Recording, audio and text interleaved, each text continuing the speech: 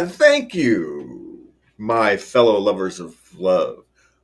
Thank you for joining us on this excursion through the stream of consciousness, through the river of tranquility, and on towards the lake of love. Yay. I'm going to have to change that. It just doesn't quite roll off the tongue. I like it. Yeah, but the river of tranquility, who's ever heard of the river of tranquility before? You just mentioned it.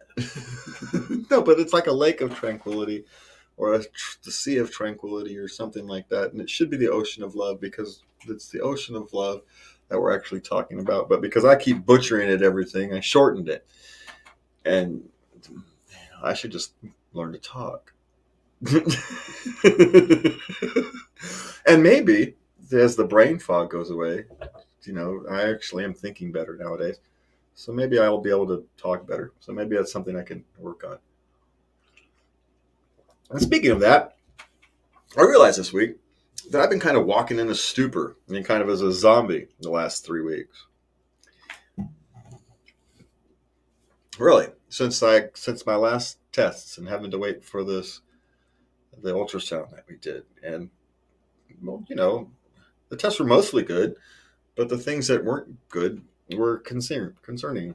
And so now we have to wait for more test results. And based on my condition, it's just as likely as not that it's just a reading based upon my liver condition, not based upon there being an actual tumor in there. But, no one wants to hear your tumor marker number is really high, right? No one wants to hear that because in most cases, that's really not good news. In my particular case, it's probably just a consequence of the liver problems we've been dealing with. But, you're never sure. I don't know. This is the first I'm hearing about it. You never told me. Never told you what? That I had a tumor? I told you that. No, you didn't. I posted it on social media, woman. If you look at my post, maybe I could have. I've sworn I've told you. You can tell somebody. We did. I know we did. The problem is, you want to know what the real problem is? We talk about these things while we're smoking a joint sitting there in the back, and then we talk about it for 40 minutes, and we smoke another one.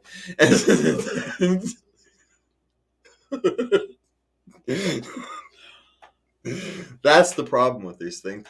But I was kind of marking time the last 3 weeks. I didn't really realize it until this week, till I was getting ready for the kind of preparing myself for the ultrasound. And it's just an ultrasound, right? But it's bigger than it seems. It's been a rough 7 months, right? It has. It's been a rough, long 7 months. But because life isn't good enough, we have been here trying to spread love throughout the whole thing. Because oddly enough, and we'll talk about this on our New Year's show. I've already kind of planning our New Year's show a little bit. Sweet. About the Nocebo Effect. It's the opposite of the placebo effect. It's about telling someone that they're going to die in 3 months, even though they're not going to, can actually make them die in 3 months. Well, I look forward to that. So that's a bit of an extreme example, but the nocebo effect essentially works the opposite of the placebo effect. You give someone a sugar pill and you say, hey, this pill's going to make you feel better, and all of a sudden they feel better. Yeah, you give them a pill that's just nothing, but you tell them it's going to make them feel better, and then they start to feel better. Uh-huh. That's the placebo effect. Well, this is the opposite. If you tell somebody that they're going to be doing worse. I get it. Yeah. Anyway, so we're going to talk about that coming as we approach the New Year for our New Year's Day show, New Year's Eve show. Cool. Because we will be here New Year's. We will be here next week on Christmas night. Day. We went Christmas evening. Yes, we will. We'll be here Christmas night, so we hope you guys will join us for that. And hope maybe we get some hop-in visitors. Contact us if you want to be a hop-in visitor on Christmas night. We actually had someone reach out to us this week about wanting to come in and do an interview, and I haven't got back to them. So if you are listening, I will do that this week. I do apologize. It was, like I said, I've been sleepwalking through the last couple of weeks, and so it's a conversation about mental health, and that should be we always up for that. And you can always find us, me and Lubby, at, let me click over there, find these things. You can find us, at latenightlovedope.us. There we go. That's actually the right banner. I clicked on the right one. That's amazing. Yeah. You can find us at latenightLove.us, and all the links to every place you can find us are there. So I don't have to sit here and give you a bunch of give you the media string where you can find us on Locals and Anchor and Facebook and MeWe and all those other various places, which I just did. And you can follow and like, subscribe, do all the nonsense that I hate talking about. So we are here tonight because Lubby wants to talk about Christmas. It's Christmas. It's Christmas. And I've been having to. Now, there is one thing. Christmas movies don't have a body count. That's all I'm saying right off the top, even though we're not. Die Hard is a Christmas movie. Christmas. The first two were. Christmas movies don't have body counts. That's all I have to say. There was a Christmas party. Shit went down at the Christmas party. Yeah. Often goofy stuff goes on at Christmas parties, but not hundreds of people dying. You don't have to count up the deaths at the end of the show. You can have one or two, right? A meaningful thing. You set up the case for an orphan or something like that. Okay, I can get it. But body counts. No, when you're tallying up how many people you died and destructions and death. No, that's not a Christmas movie by definition. Death and destruction and Christmas don't go together. It's not Christmas until somebody topples off Nagatomi that. No, it might be a Christmas tradition for you and your family or for whatever. And that's fine. That's a different thing. But it doesn't make it a Christmas movie. Maybe a movie you watch at Christmas time. Okay. But it doesn't make it a Christmas movie. There's no elves. There's no Santa Claus. There's no magic. Except for the fact that it's unbelievable. There's no magic. There's none of that. It's just an action flick that they put a Christmas scene in so they can sell it at Christmas. Tom McClane is a hero. That's fine. But the only reason it's set at Christmas time is to sell more movie tickets. And that does not make it a Christmas movie. It just makes it a movie. Your mother agrees with me. It's a Christmas movie. Me and my mother disagree with a lot of things. You should listen to your mother. Yeah, well, when that happens, pigs will fly. So, when do you begin to plan your Christmas shopping? I have to plan early because of budget reasons. I start in September. Couple of presents for the grandkids because I buy the same thing every year. I get them a book, a toy, well, usually more than one book, a toy, and some clothing, something fun. Well, see, tutus were on my list this year.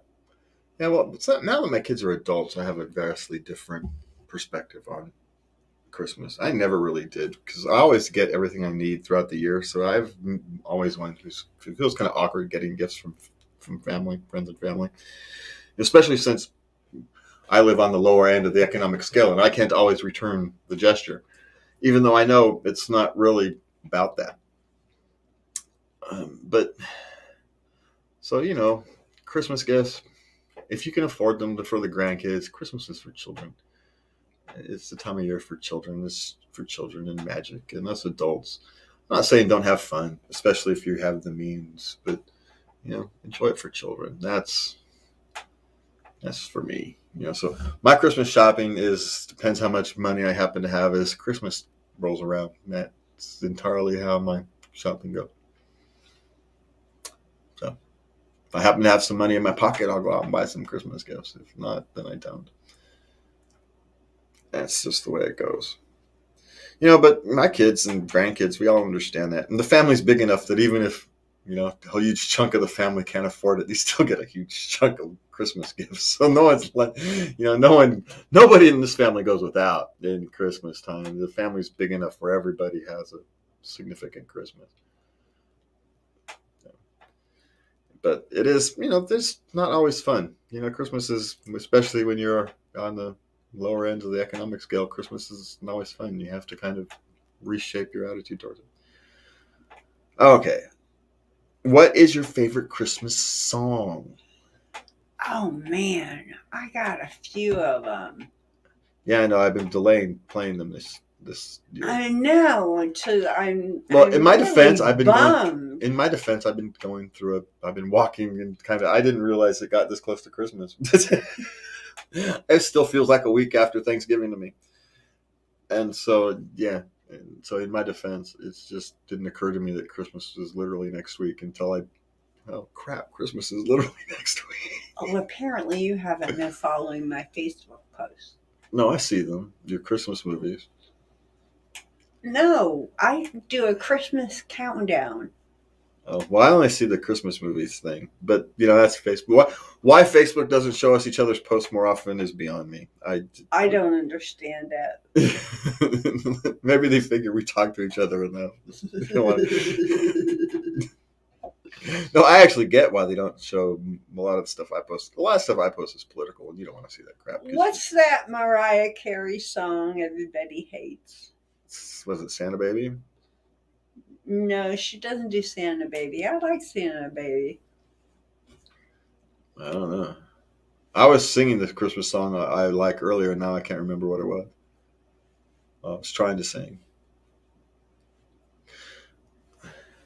So, anyway. And there's the traditional ones. Well, there's some of these songs. And White Christmas. Oh, you're talking about that one song that people overthink.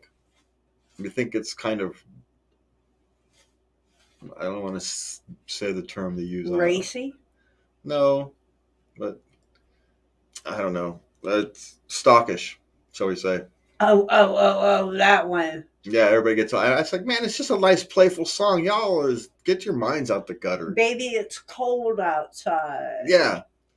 It's like, oh, get your minds out the gutter, people. It's a nice, flirtatious little song. Y'all taking it too far. Stop. I really should go. Baby, it's cold outside. Yeah, it's just a nice little fun song, and people like overthinking it. Think it's like stockish, or well, that's not the word they use, but that's the word I'm using here. And it's like, yeah, stop overthinking the world, man. Please, just stop overthinking the world. Sometimes a playful little flirtatious song is just a playful little flirtatious song, and if you read more into it, maybe you should go talk to a therapist. I'm just trying to point this out. All right, so where are we at here? Which one did I get? What's the best thing about Christmas? Which one did I get on the screen? Because I can't read it. Advent calendars. One day or scoff. You're way too far. Too far. One above. There you go. This one? There you go. All right. I can't. Being blind isn't easy, man. Well, being visually impaired. I'm not blind yet. I got to be careful how I say it. Okay. So, all right, where are we again? What's the best thing about Christmas? What is the best thing about Christmas? Well, the best thing for me, I'm going to answer this one first. Okay. Is the fact that it's the time of year where, despite the stress and all the strains that people have in their lives, it's the time of year where love is abound. Yes. And me you and too. me, we love love. So the fact that love is kind of spilling over at Christmas time, that's the best thing. That people are loving. More people are having that loving attitude. That's. Yes, and they show it. Yeah. That's what. So we both got the same answer on that one. All right. So what's next? Advent calendars. One a day or scoff the lot. Did I get the right one? No. God dang it. There you go. Okay. Well, see, I've never done the Advent calendar, so this one's in your seat because you do this for your grandchildren, at least to a point. My grandmother in Denmark used to send Advent calendars. She used to ship them one present for every day, till Christmas in December. So I do that with two of my grandchildren who are in town. I do this year I did one a day for the 2-year-old. But the 9-year-old, for the 2-year-old, I can go to Dollar Tree. That's easy. But for the 9-year-old, he's too old for Dollar Tree. So we're switching to one a Sunday, and they're medium presents, not a big, like a big Christmas present. Medium presents, cocoa bombs, Pokemon cards, uh, this assortment of candies. So the kind of stuff that my family gives as stocking stuffers. Yes. Yeah. Okay. So maybe that's the two different ways to accomplish kind of the same goal, but you spread it out over time, kind of like Hanukkah, right? Where you get it over a period of time. Shows you I'm completely ignorant on other people's Christmas celebrations. I don't know, so I'm going to be clear that I could be very wrong based upon. From what I know, you are correct. They get a present a day. Yeah, for what is it? 7 days. 7 days. 12. Yeah, the menorahs, they light the candles, and they're small gifts, right? And so oftentimes, depending upon your family, some of them are traditional. Well, from what I understand, the first day you get your big present. Is it? Yeah. Thanks. It's traditional in a lot of families. And by the 7th day, you're getting underwear. Yeah. Hey, man, you need underwear. I hate buying underwear, so when someone gives me underwear, I'm happy. Which I actually think we have a question about that coming up. All right, so it's just the whole thing about the Advent calendar is that whether it's a tradition, it's a family tradition, it's a cultural tradition. It's just it roots you to some part of the past, and it doesn't even necessarily matter what that tradition is. It's that you maintain that root. I think is part of the draw, the power of that kind of thing. I think it connects you to generations past. It does. Okay, so where are we next year? You get a pair of socks for Christmas. How do you react? Hey, I like getting practical gifts. Getting socks. I like practical gifts. But again, you're talking about the difference between adults and, who have economic issues versus, children who just want to have some fun. Me getting socks is great. Now I don't have to go buy socks for another 6 months. Awesome. You get a 13-year-old kid get socks. Oh, great. Socks. Yay. What am I going to do with socks? They don't care about socks. Practical gifts. And it's not that they're not necessarily appreciative, but you're 13. You want something fun. You just do. Well, yeah. You're a kid. You want something fun. And even as adults, while you appreciate practical gifts, let's be honest, we all like a fun gift a little bit. Unless you really have a practical gift, like I know somebody this year who got a brake job for their car is a gift. Sometimes that's the gift that they need is the best gift of all, right? Yeah. Yeah. So if you need socks, it's great. If you don't need socks, well, someone still cared about you enough to give you socks. Someone gave you a present. You say thank you. You say thank you. Yeah. And if the socks don't work for you, well, then now you have a gift to give somebody you don't like very much. Now, don't you? Think practical. And now it's something you can just give away. It's like that commercial that we see this commercial where the guy, his father gives his daughter a gas gift card as a present for a birthday or something. And then they show her driving around and she never uses it. And then next thing, hey, it's your father's birthday. So she gives him back the very same gift card he gave her. Great, I could use this. Right? She was driving around an electric car, a hybrid or something. So she never used it. That was the whole, it was a car commercial. But the point is, she just ended up giving her dad right back the same thing because he likes gas cards. He got to always use gas. Yeah. So anyway, just saying, one person's socks is another person's brand new car. It just kind of works that way. All right. So what we got next? What's your idea of a perfect Christmas meal? Oh wait, I was supposed to be asking you these questions. What's your because no one wants to ask me a food question. What's your idea of a perfect Christmas meal? Roast beef. Yeah. Horseradish sauce. Scalloped potatoes. asparagus, homemade bread, and uh, non-alcoholic wine, a red, of course. And I like it's a very simple dessert, but it's elegant and it tastes so decadent. It's vanilla ice cream, and you get a can of blackberries with syrup, and you just spoon some of the blackberries over the ice cream. Oh my gosh, it's so good. Well, see, I'm not a food person, so for me, it's my the family brunch is just as beautiful as a family dinner. Where you have our family egg thing. That's what we would call it. It's this egg mushroom thing. I don't know what it is. I don't eat that. Scrambled eggs. It's just a brunch, just kind of a normal everyday brunch. But it's the fact that we all gather and spend some time together, laugh, and just, spread some love. That's the Christmas. What's on the table is irrelevant. It's that you're together. Now, for food, don't get me wrong. If you're food people, you like the food. I'm not a food person, so I have to. You didn't ask me that question. You No, asked me about Christmas you meal. but you like food. I do. For me, the meal isn't about the food. The meal is about everything else because I don't like food. Okay.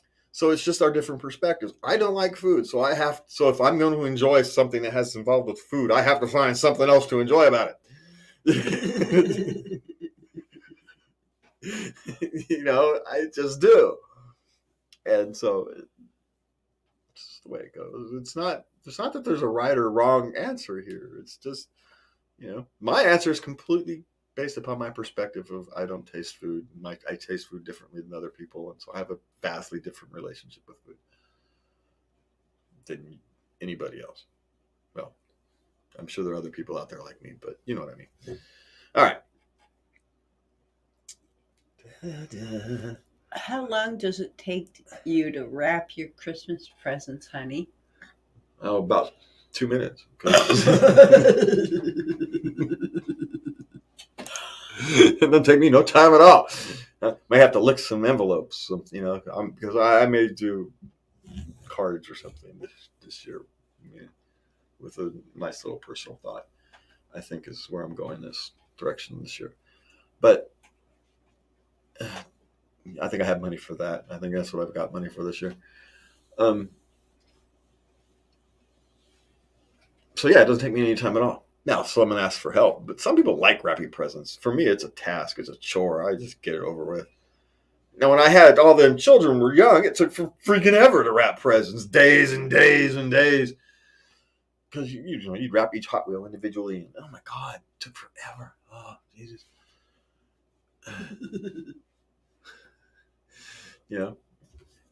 Hey, if you wanted to give your kids, here's a little tip for all you out there. If you want to give your kids stuff to do on Christmas, but don't have much thing, build a little Lego character and individually wrap each Lego character. When you buy a big Lego set, you put them together and just pieces individually. That way they have to open like 5 presents instead of 1.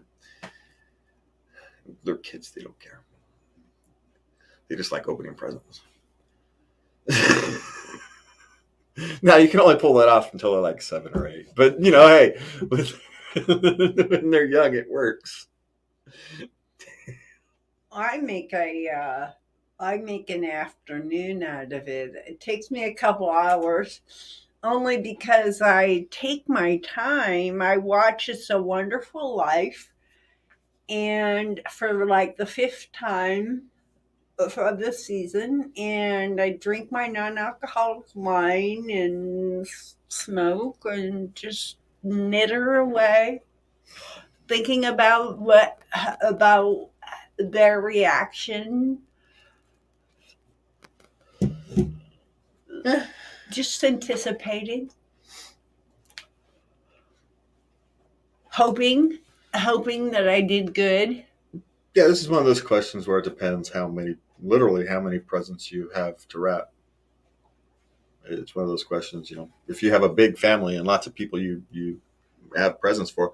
My poor mother, Now she does it to herself, but my God, she gives like stockings and everybody lots of presents. And I don't know. I swear to God, she must have elves that come over and help her or something. I don't know how anybody can wrap that many presents. Yes, her grandchildren. No, I know, but my children were some of her grandchildren, but I still don't understand how she can wrap that many presents. I'm just saying, I, you know, and there's less now than there used to be. So I'm just pointing out, I don't understand. All right, so we had a couple articles you wanted to talk about today. We're probably not going to get to them because we have. I'd like to. I'd like to mention we have 20 ways to do Christmas on a budget, but most of those have to do with planning ahead. So if you want to take a peek at those, please do. They have some really good suggestions. I'd like to cover alone on Christmas, 20 things to do if you're alone on Christmas. Yeah, well, we can cover. I know we generally just do the questions in the second half, but we can always manipulate our format some. Okay, well we'll see what happens. Yeah. And I also kind of left the questions a little lighter than normal. So, all right. So, alone on Christmas, 20 things to do to have fun. Enjoy a winter landscape. Yep. Get out and enjoy the winter area. Take a walk. Kick leaves. Sit on your porch with a nice hot cup of tea. Sure. And say hi to the people walking by, and the dogs and the kids, and yeah. Merry Christmas, yeah. Yeah. Spread a little cheer. Yeah. Okay, number 2, you can cook whatever the blue blazes you want. You don't have to adhere to anybody's dietary needs. You don't have to stick to the traditional menu. You can make lasagna if you want to. I can give everybody a hint. You can always do that anyway. That's always an option. You can make whatever you want whenever. You're a freaking adult. If you want to have pizza for Christmas dinner, you can have pizza for Christmas dinner. It's perfectly fine. You're an adult. You can do that.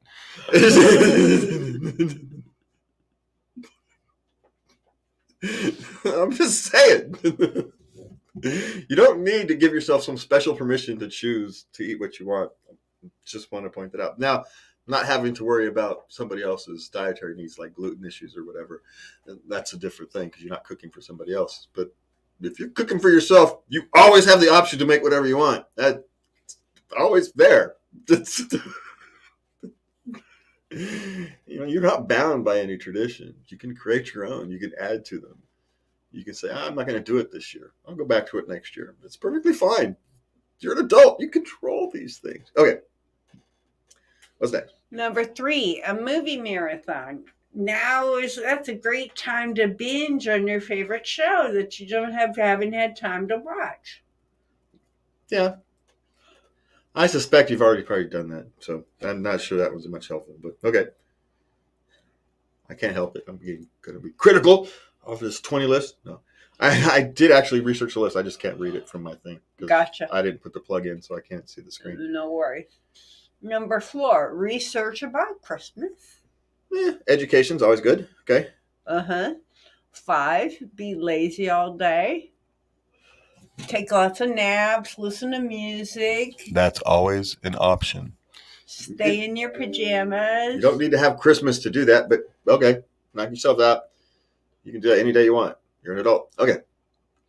Decorate the yard. Or take down your decoration.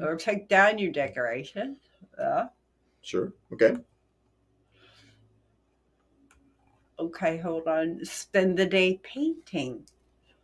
Or whatever your hobby, art is. Yeah. Okay. Volunteer. Yeah, there's lots of people. If you don't want to be alone, you can go spend some time helping your community. That's always a good. Okay. Do puzzles or play games. Yeah. Hey, not even puzzles. Plug yourself into a video game and game out for a day. I haven't done that in a while. Go do it. Yeah, it's oddly enough, if you kind of boil it down to it, all these kind of things boil down to the last one, if I remember my research on this article. Okay. Well, we'll find out. Uh-huh. Read a good book. Okay. Nothing like cuddling up with a cozy with a comforter and a book. Now, none of these are earth shattering, but sometimes you need to be reminded that it's okay to do these things.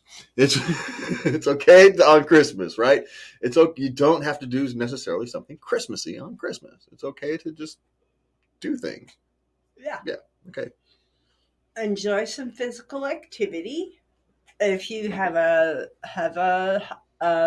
you enjoy running, go for a run. Yeah. Do some yoga. Your gym might not be open, but whatever. You can find something to do. Okay. Visit a church or a spirit something spiritual. Uh-huh. Um, take time for self care. That's the one. The whole thing, all this whole list essentially boils down to it's okay to take time for self-care on Christmas if you're alone. Because all these things are just ways to are just ways of engaging in self-care. Everything on this list are just ways you can engage in self-care. You pick which one works for you. The one that speaks to you, the one that you want to do, whatever, the one that will relax you or push you or whatever mood you're in for that particular day. And engage in self-care for a day. Just do it consciously. Just, I'm going to spend the day engaging in self-care. Sometimes self-care is volunteering. Sometimes self-care is playing video games for a day. Sometimes self-care is cleaning your garage. But the thing is to kind of make a point of it. Take the time. Be thoughtful about it. Because oftentimes we do these things, but we don't think about it in terms of self-care, and so we don't think we're taking care of ourselves. We really are. And that awareness that, yes, I'm spending the day to take care of myself. Yeah. It's that nocebo placebo effect thing, I think. It matters. Your attitude matters. So, did you want to go on your thing, or are you going to push through for the whole hour today? No, I'll go. I shouldn't have said anything. I could have had you push through for the whole hour. As Lubby goes for a break, we've got to have to spend she takes about a minute, doesn't she? And so that is the question. Self-care during the holidays, how do you do that? How do we strike that balance? Care for yourself, care for others, our humanity, our friends, our family. Because Christmas isn't about expressing that care for your community, your friends, your family. But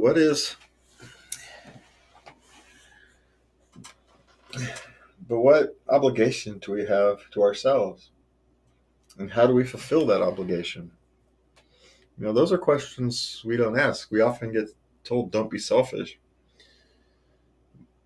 But if you're not selfish, at least some of the time,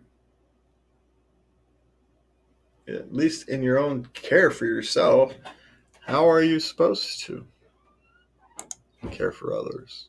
Don't you need at least some level of selfishness? And with that, we are going to take a break for our sponsor, and we will be right back.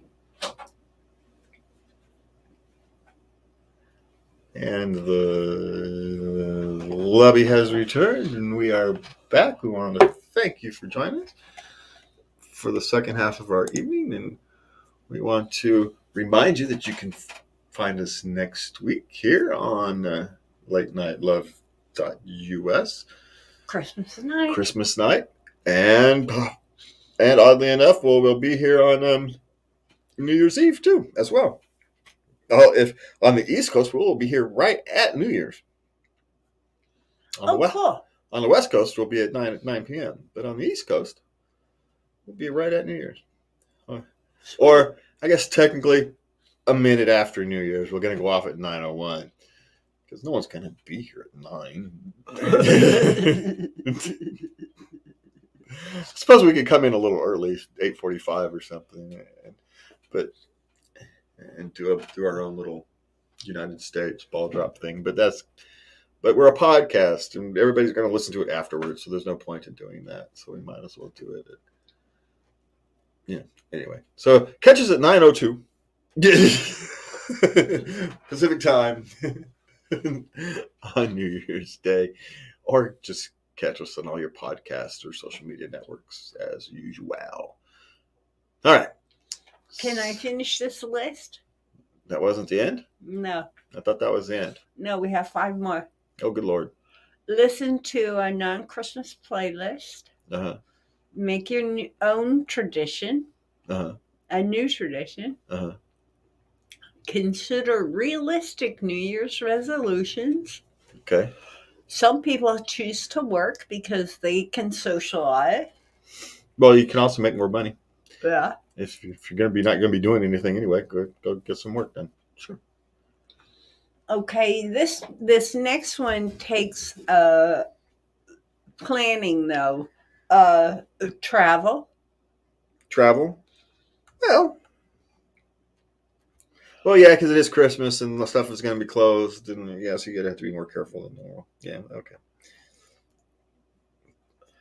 And personally, I don't like traveling. No, if you know ahead of time you're going to be alone at Christmas, you can plan a trip to go somewhere. Yeah, but it's still Christmas. Yeah. You're still going to be, you'll just be somewhere else alone at Christmas. I don't know. I mean, maybe you can get a good deal, I suppose. Maybe there's a good travel deal, but traveling at Christmas time stinks. So, anyway, having to fly the somewhere. last one is enjoy some photography. Again, follow your hobby. Do your hobbies. Yeah. See, a lot of those were a lot of that was simply saying the same thing over again, is engage in some self-care. Actively take care of yourself. It can be shortened to the whole thing. Do a hobby, whatever it is you do to make yourself feel better about you. Do some of that. But sometimes you need to be reminded. And sometimes you need to have something trigger. Oh, hey, I've wanted to do that. I can go do that. Yeah.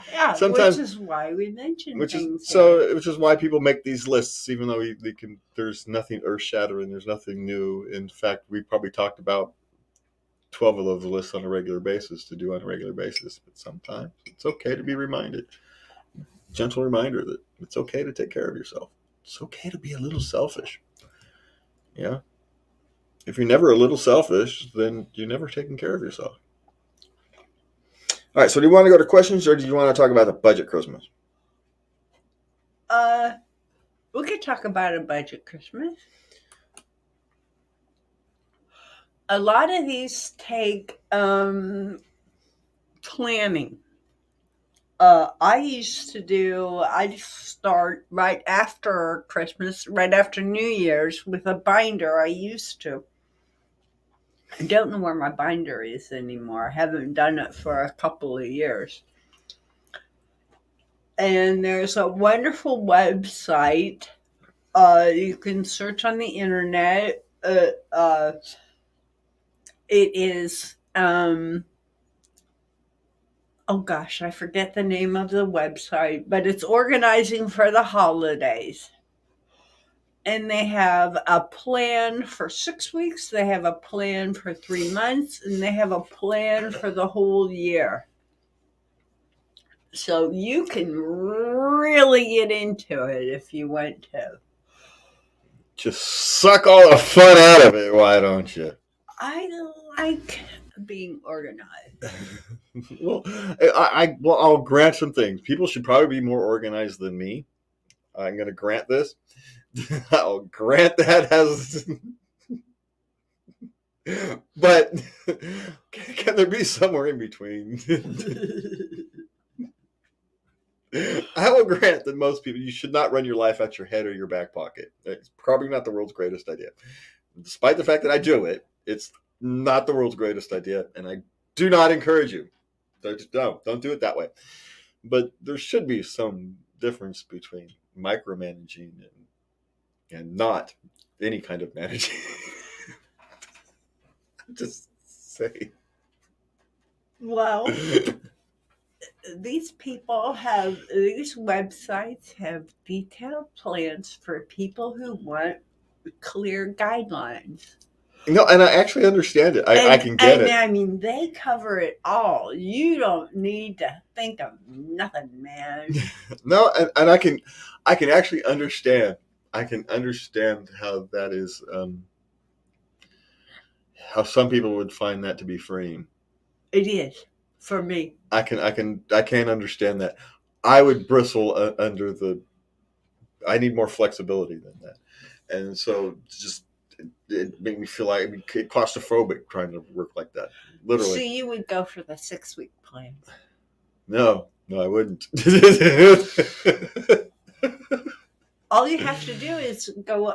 See, you would just go over it and look at it, and it would just remind you of things, and then that's all you would use it for. Yeah, but yeah. Anyway, I like I said, I need to be more organized. So I got to stop arguing against being more organized. I'm like convincing myself to not get organized, and it's dumb. I'm just I gotta stop being dumb. That's so I just it seems to me that there's overdone. Just like I underdo to the organization, there's an over organization seem to make you suck the fun out of it. But then again, the world. Organization is fun. Well, if you find organization fun, then I guess. But again, it shows the diversity of the world, right? Some people find that or kind of hyper organization fun. They find it rewarding. They find it, and other It's people, immensely satisfying. and other people's head would explode.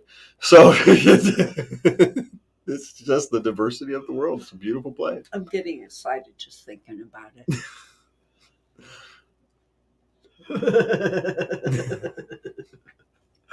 Do you want to hear about this list? Not really. Let's move on to questions. Okay.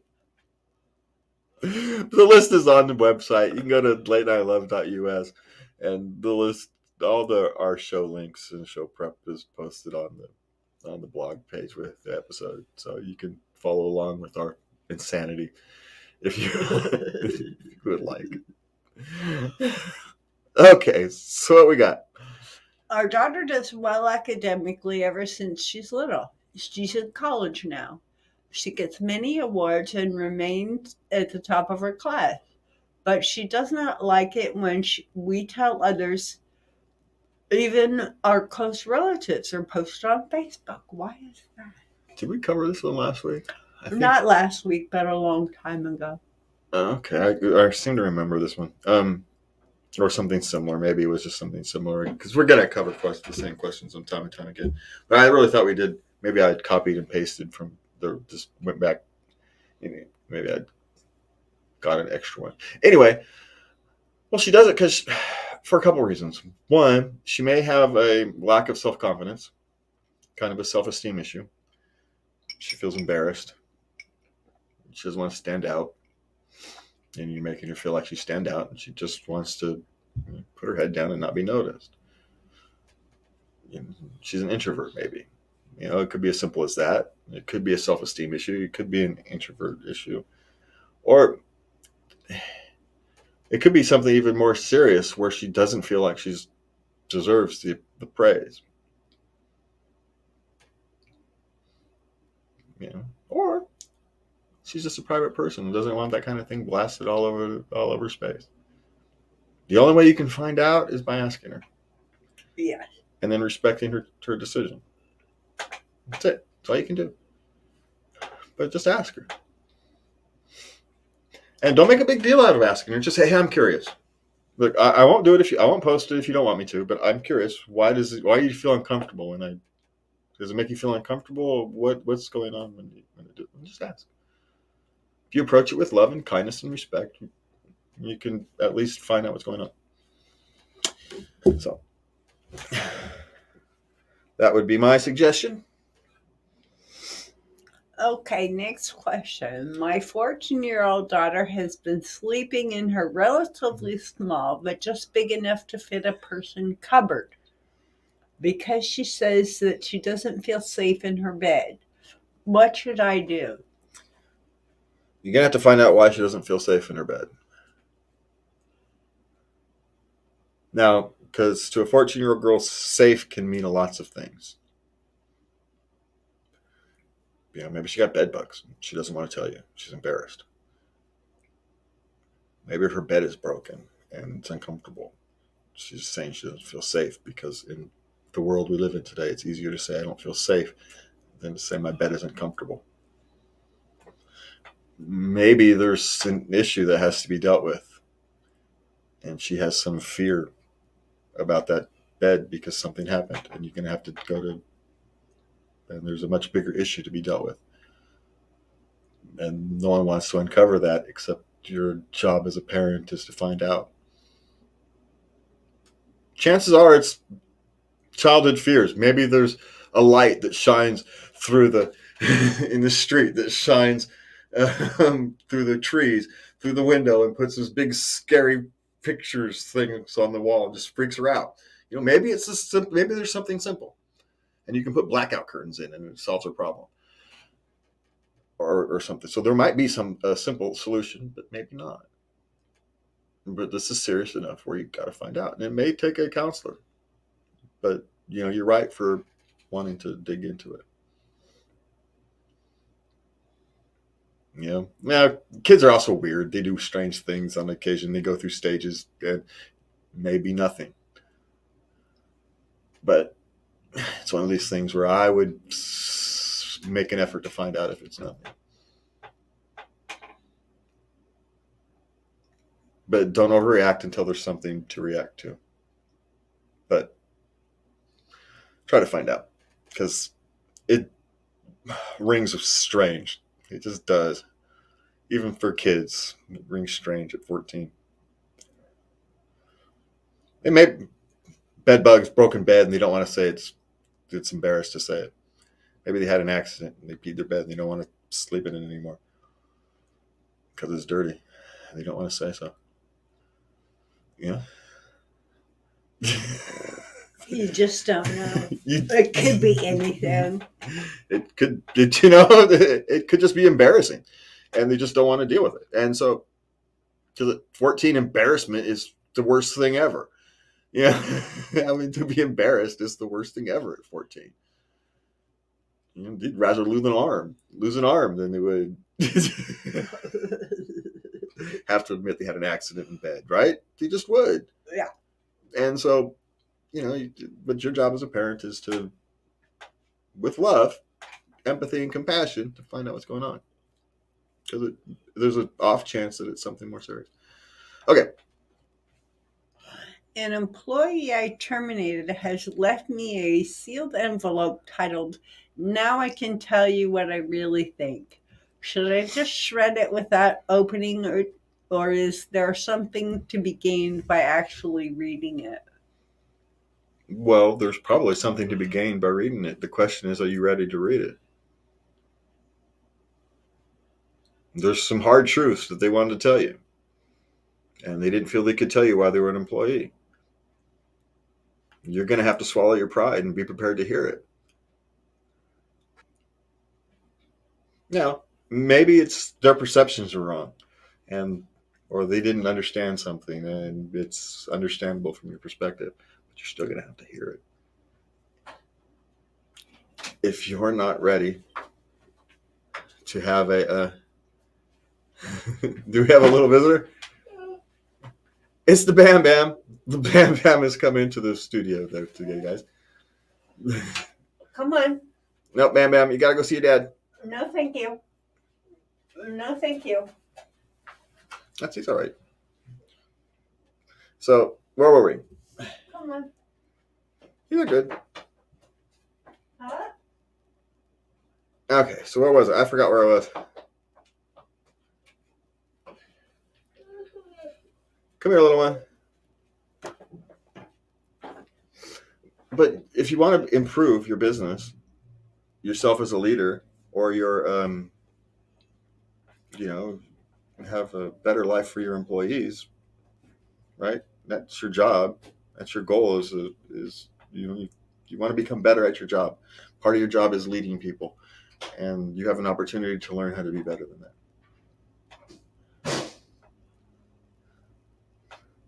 Self-improvement means having to examine yourself. And this is a window into how other people perceive you. They weren't comfortable being honest with you. So doesn't mean it's gospel. You're still going to have to interpret it, but you're going to have to be prepared to interpret it. Okay. If my car dealership accidentally shredded my check after I've closed and have plates, am I responsible for getting them a new one? Well, why wouldn't you? Let's forget about whether you're legally responsible. You're ethically and morally responsible for that. Yeah. What's this? I have an opportunity to not pay for the car you bought? What's wrong with you?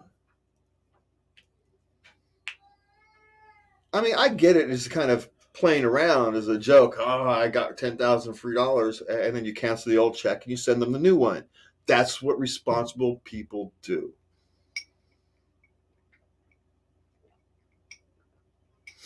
You agreed to pay for the car. There was an accident, a mistake. If the dealership had burnt down and the check got burnt, would you still keep the check? Would you still keep the car? Or you still come on now? Be the good human being you know you are. You know it's wrong because you actually wrote in and asked. You know it's wrong. You're just hoping somebody's going to tell you it's not.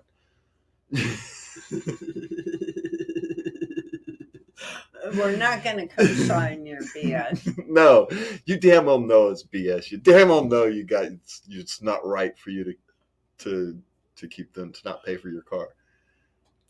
Just because someone accidentally shredded it doesn't change anything that you still need to pay for your car. They didn't get the money. Just because they accidentally destroyed the check doesn't make the fact that you still owe them that money. Just do the right thing and don't make a hassle out of it. Yeah, I'll cancel that one and send a new one. Sorry, no big deal. Be a good human being, for God's sakes. Just because other people screw other people over doesn't mean you have to lose your humanity. All right. Is it normal for my mom to constantly ask how much is in my bank account? I'm 19. Normal is an interesting actually way to question it. It's time for you and your mother to start drawing boundaries. Now, I don't know the relationship. Maybe she's adding money into that account, and so if she is, then maybe she has some right to know. Right? Maybe she does. Maybe. Maybe you're supposed to be paying rent or utilities, and you say you don't have the money, and you actually do. And so maybe she has cause. Or maybe she's over controlling and a helicopter parent and doesn't know how to separate it. You didn't give us enough information to properly answer the question. But, but clearly, boundaries, one way or another, proper boundaries need to be developed. Right? Either you need to be acting more responsible or she does. And, you're going to have to find a way to work through that. But before you can say it's none of your damn business, you have to make sure it's none of her damn business.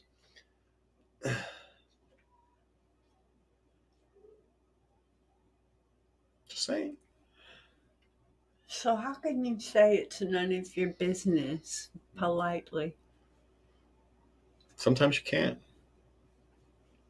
And if it's the case of a overly controlling helicopter parent, there's no polite way you're not going to be able to do it politely because they're not going to hear you. You don't have to do it angrily, but you can just do it politely. Something like, hey, how much money do you happen to have in your bank? Well, I have how much money I have in there. It's really, it's really not your place to be micromanaging my finances. Oh, that's polite. I mean, you could probably soften that a little bit if I had some more time to think about it. But you have to make sure it's not their place. You're 19. Are you, are they, depending upon their relationship, they may have cause. Maybe not. All right. What's the hardest part about getting older that no one ever talks about at all? I never view myself as old. I'm 60 and I'm like 80s old. Well, Old is always 20 years older than you are. well, see, this part's for me is there's nothing that no one's talked about.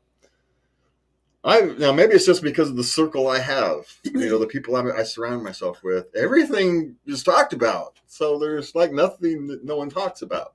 There's all kinds of bad things about getting old. Stuff stops working and all kinds of things, but none of it's not talked about. It's routinely joked about, and comedians joke about it. Families talk about it. Ad nauseum. Actually, all the stuff that happens when goes wrong when you're old is you can't turn on a freaking TV commercial without someone selling you some prescription drug for something that's gone wrong because you got old.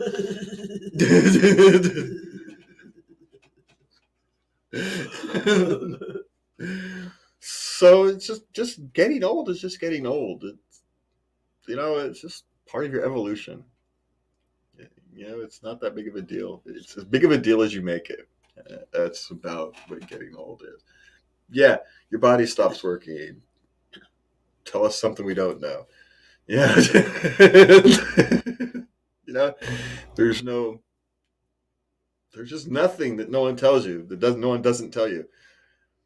It's kind of like pregnancy. There's nothing bad about it that some woman isn't going to tell some pregnant woman.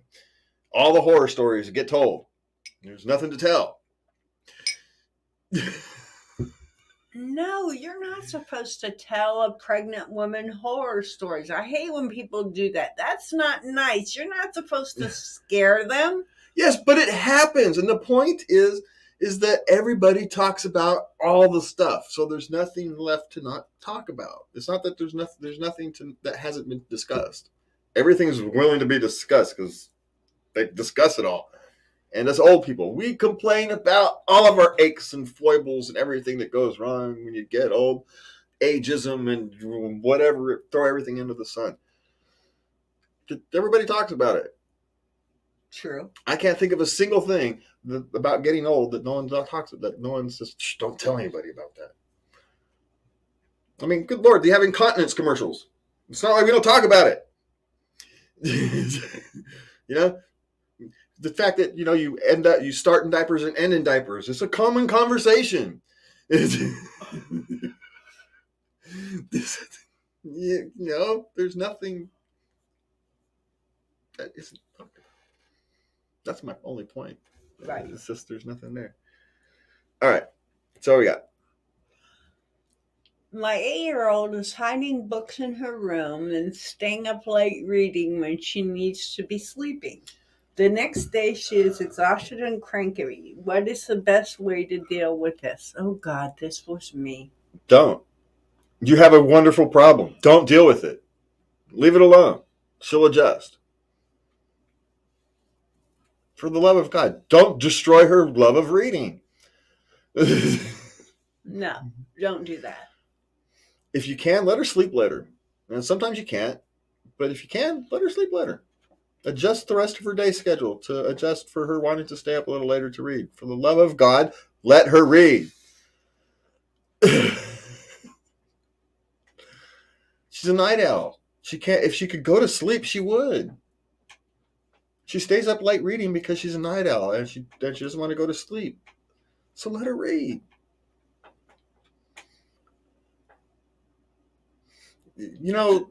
We're not preparing them for life by teaching them to go to bed at a certain hour and wake up at a certain hour, because when you get up in real life, people's jobs happen at different hours of the day. Sometimes you work at 9 p.m. at night. You're working at night. And so her ability to be up in those hours is actually a skill, a marketable skill. You don't have to train it out of them. You train them how to use it. You train them how to adapt. You train them how to be mindful of when they have things to do and be responsible with it. Don't train it out of them. Use it. You've got her you've got the biggest part. She likes reading. Don't kill it. Don't kill that love, because you can. And when it comes to Christmas, that is what it is about, right? There's lots of love floating around in this world. We see it every day. It overflows if we actually look for it. You know, these days it looks. We were having a conversation earlier as we were walking, taking a walk, and we're talking about it's darkest before the dawn, and maybe it's my own attitude, my kind of walking through the zombie these last 7 months. And my own attitude is kind of colors your worldview, but you can change that. You can add love into your life. You can focus on the things you have instead of the things you don't. Those are choices, and we can all make better choices. We can all choose to focus on what we love instead of what we don't.